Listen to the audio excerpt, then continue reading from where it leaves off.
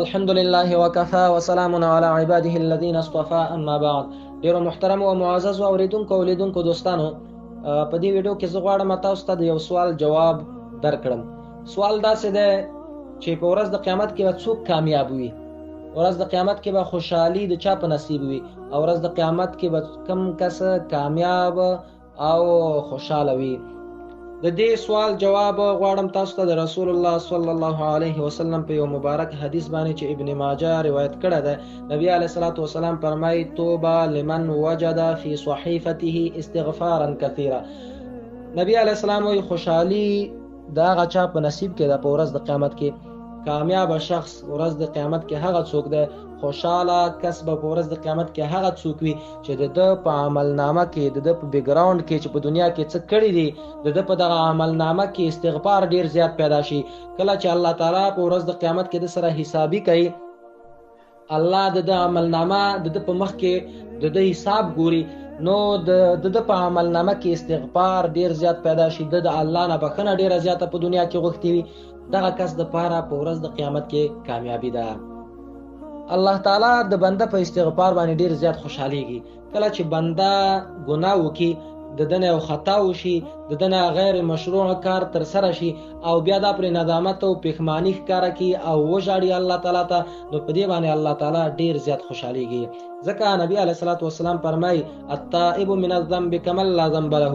نبی علیه السلام وایي هغه کس چې توبه د ګناه څخه باسي، ګناه یې وکړله، د هغې نه وروسته پښیمانه کېږي، الله نه بښنه غواړي، دا داسې ده نبي علیه السلام وایي لکه ده چې بیخي ګناه نه وي کړي، ده چې د سر نه ګناه نه وي کړي.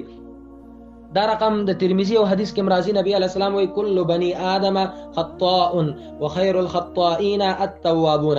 نبی علیه السلام وایي د بني آدم زامن چې دي اکثره ډیرو نه ګناهونه کېږي، خو په دوی کې بهترین هغه کسان دي چې دوی بیرته توبه باسي، الله تعالی ته رجوع کوي، الله نه د خپلو ګناهونو استغفار غواړي.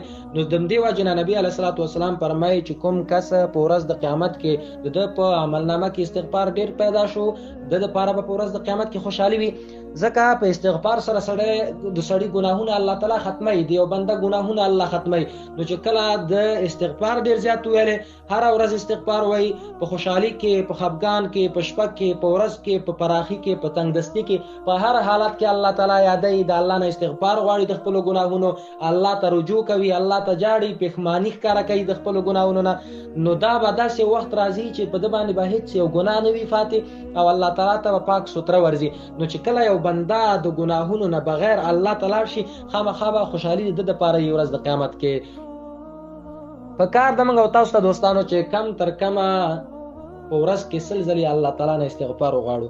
د همدې وجې نه یو حدیث کې راځي، نبي علیه الصلاة والسلام فرمایي چې زه الله نه په ورځ کې 80 ځله استغفار غواړم، 80 ځله د الله نه په ورځ کې استغفار غواړم. نو نبی علیه الصلاة والسلام غوندې شخصیت چې د الله تعالی نه استغفار غواړي او مداومت پرې کوي، دوام پرې کوي، نو موږ او تاسو ته پکار ده چې د الله تعالی نه استغفار د خپلو ګناهونو وغواړو، الله ته رجوع وکړو.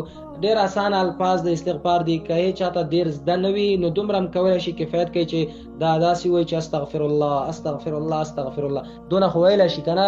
بهترینه خو دا ده چې سید الاستغفار ووایي، هغه اوږده ده، خیر دونه هم کولی شي چې استغفر الله ربي من کل ذنب واتوب الیه، زه الله نه د خپلو ګناهونو بښنه غواړم او الله ته رجوع کوم، او استغفر الله بخښنه غواړم د الله تعالی نه. نو داسې الفاظ دی وایي او د دې ترڅنګ د نور اذکار هم کوي. ځکه نبی علیه الصلاة والسلام فرمایي هغه کس چې هغه الله تعالی یادوي، مثل الذي يذكر ربه والذي لا يذكر مثل الحي والميت. د بخاري او مسلم حدیث د نبی علیه السلام وایي هغه کس چې الله یادوي او هغه کس چې الله تعالی نه یادوي، د دې دواړو مثال د مړه او د ژوندي دی. کوم کس، کوم بنده، مسلمان بنده چې الله تعالی یادوي، الله سره اړیکه ټینګوي په هر حالات کې، نو دا سړی د ژوندي مثال لري د الله په نسبت باندې. او کوم کس چې الله نه یادوي، هغه لمونځونه نه کوي، الله سره اړیکه ټینګه نه وي، نه په ورځ کې یادوي نه په شپه کې یادوي، اگر چې زموږ او ستاسو په نظر باندې ژوندی دی، خوراک هم کوي، ګرځي راګرځي، ناسته پاسته هم کوي، ولې د الله په نسبت باندې دا په مړو کې حساب دی. د ده او د کافر په منځ کې فرق نشته. کافر هم د الله تعالی په نسبت باندې مړه دي اگر چې ګرځيږي او دا خلک هم د الله تعالی په نسبت مړه وي. ځکه د مسلمان او د کافر په منځ کې فرق دا دی چې منځونه نه کوي. نبی علیه الصلاۃ والسلام وایي مسلمان منځ کوي، کافر منځ نه کوي. دا منځ یو ذکر دی، یو دعا ده، الله تعالی یادول دي. نو په کار ده چې مسلمان الله تعالی یاد کړي، په ورځ کې یاد کړي، په شپه کې یاد کړي، په خوشحالۍ او په خفګان، په هر حالت کې الله تعالی یاد کړي. نو دا بهترین مسلمان ده. د دې وجنه نبی علیه الصلاۃ والسلام فرمایي چې دغه کسان چې دوی الله تعالی یادوي نو دوی به اول جنت ته ننوځي. نبی علیه السلام یو حدیث کې وایي، د بیهقي حدیث ده، اول من يدعى الى الجنه يوم القيامه الذين يحمدون الله في السراء والضراء. نبی علیه السلام وایي اول به جنت ته کسان غوښتل کیږي چې دوی د الله ثنا وایي، الله یادوي په خفګان کې او په خوشحالۍ کې، په سختۍ کې او په اسانۍ کې الله تعالی یادوي. دا کسان به اول جنت ته دعوت کیږي. نو الله تعالی دې موږ او تاسو هم جنت ته په خپل فضل باندې داخل کړي او الله دې موږ ته د ذکر او د الله د یاد توفیق راکړي. وآخر دعوانا أن الحمد لله رب العالمين والسلام عليكم ورحمة الله وبركاته.